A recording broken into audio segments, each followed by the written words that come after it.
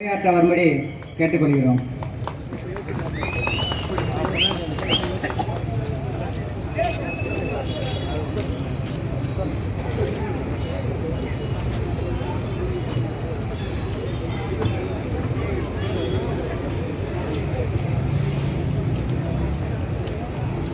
பேரன்புக்கும் மதிப்புக்கும் மரியாதைக்குரிய எமது திருப்புவனம் மற்றும் சுற்றுவட்டார கிராம பொதுமக்களே, என் உடன்பிறந்தார்களே, உங்கள் அத்தனை பேருக்கும் இந்நேர திருப்புவனம் ஒன்றிய மாங்கமல் கட்சியினுடைய மாலை வணக்கம். உழைப்பு இல்லாத செல்வம், மனச்சாட்சியற்ற இன்பம், ஒழுக்கமில்லாத கல்வி, நேர்மை இல்லாத வணிகம், மனிதாபிமானம் இல்லாத அறிவியல் வளர்ச்சி, தியாகம் இல்லாத பிரார்த்தனை, கொள்கை இல்லாத அரசியல், ஒரு ஒற்றை மனிதன் அண்ணன் செந்தமலன் சீமானுடைய தம்பிகளையும் நல்ல கொள்கையும் கோட்பாடுகளோடு ஒரு படையை உருவாக்கி வைத்திருக்கிறான் என்று சொன்னால் அது நாம் தமிழர் கட்சியை தவிர உலகத்துல வேற எவனாகவும் இருக்க முடியாது. இது சாதாரண படையில புலிப்பட பொறுமை காத்து நிற்கிறோம், அவ்வளவுதான், வேற ஒண்ணு இல்லை. இத்தனை ஆண்டு காலங்கள் நான் ஏன் வந்து பேசுறேன், ஏன் இந்த கட்சியில சேர்ந்து பேசுறேன், எங்க அப்பனும் ஆத்தாலும் திமுக அடமானம் வச்சு 50 வருஷம் ஆச்சு. அவங்க நீக்கணும்னா இந்த எதிராசி இந்த மண்ணில் வரணும். திமுக வளர்த்தவன் தான் எல்லா பேரும் திமுக, அண்ணா திமுக, காங்கிரஸ் கட்சியில வந்த பிள்ளைய தாண்டாங்க. ஏன் வந்தோம், எதுக்காக வந்தோம்?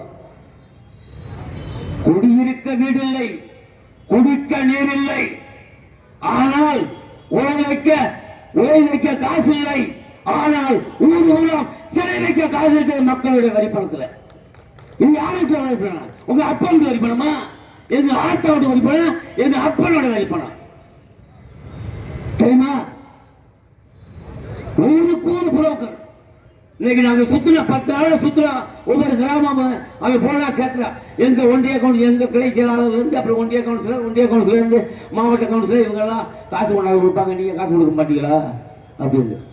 நாங்கள் காசுக்கானவர்கள், நாங்கள் பணத்துக்கானவர்கள் இல்லை, இனத்துக்கானவர்கள் என்று எங்கள் அண்ணன் மேல பிள்ளை பிரபாகரன் அவர்கள் பிள்ளைகள் எடுத்து வைத்திருக்கிறார். இலங்கையில இன்னைக்கு இலங்கையில பேசுறான், யாரு சிங்கில சொல்றான், என்ன சொல்றான்? 32 ஆண்டுகள் மேலகுரு பிரபாகரன் ஒற்ற மனிதனாக போர் புரிந்தான், ஆனால் பொதுமக்களுக்கு சேரமில்லை. அதுவே உங்களுக்கு சீனியர் சொல்றான், ஊர் காவல் படை ஒன்று இருந்தது. அந்த காவல் படை இருக்கும் போது இந்த நாட்டில் பிரபாகரன் உயிரோடு இருக்கும் வரை ஒரு கற்பழிப்பு சம்பவம் நடப்பதில்லை. ஒருத்தன் கூட கடல் கடந்து கஞ்சா கடந்து கொண்டு வர முடியவில்லை, சாராயம் கொண்டு வர முடியவில்லை. சாராயம் கஞ்சாவை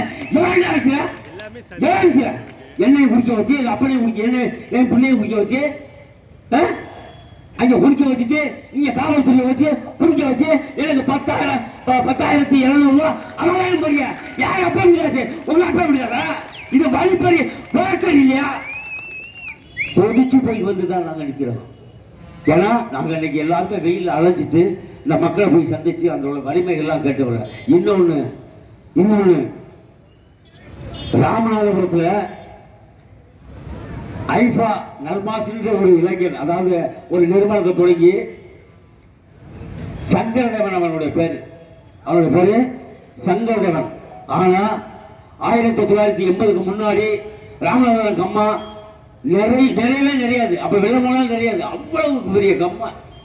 இன்னைக்கு அந்த கம்மா நீர் வளர்ச்சி இல்லாம போச்சு சொல்லிட்டு அந்த சங்கரதேவன் என்ற ஒரு ஒற்ற பையன், ஒரு இளைஞன் கிட்டத்தட்ட 120 கம்மாய்களை தூர்வாரி இப்ப பேச்ச மலைகளை எல்லாம் சேமித்து மக்களுக்கு இலவச குடிநீராக 115 கிலோமீட்டர் தூரம் ஒரு தண்ணி பாய்ச்சா நீ என்ன பண்ணிருக்க? நான் இங்க இந்த ஒன்றியத்தில் இருக்கல, ஒவ்வொரு கிராமத்திலையும் எங்க ஆத்தால அப்படி தலைவரா இருக்கல, எந்த கம்மாய் நீ நோண்டி இருக்கா? இத்தனை ஆண்டு காலத்துல நோண்டி இருக்கா? அது பொதுப்பணித்துறை செஞ்சிருக்கா? தென்னை மரத்தை நட்டு ஆக்கிரமிப்பு செய்வதை தவிர வேற என்ன செஞ்சிருக்கீங்க? கண்ணீரால கையெழுந்த உலகத்திலேயே அதிகமாக 49 டிஎம்சி மழை பெய்யக்கூடிய ஒரு இடம் என்று சொன்னால் அது தமிழகம் தான். அந்த தமிழகத்தை மழை பெய்து புடிய சொல்லி பெய்து அந்த மழையை சேமிக்க வைக்க துப்பு இல்லை. நிறைய கருத்துக்கள் பேச வேண்டியிருக்கு, நிறைய கருத்துக்கள் எல்லாம் பேச வேண்டியிருக்கு. சரிங்களா? ஆகையினால நாம் தமிழர் கட்சி ஒண்ணு ஆரம்பிச்சிச்சு அப்படின்னா கண்டிப்பாக அது மக்களுக்கான கட்சி, மக்களுக்காக சேவையாற்றக்கூடிய கட்சி, மக்களுக்காக உழைக்கக்கூடிய கட்சி. இதுவரை வாக்களித்தது போது ஒன்னே ஒன்று சொல்றேன், அதாவது like the time library MNC, this country will be peaceful only when the agriculture come to the power.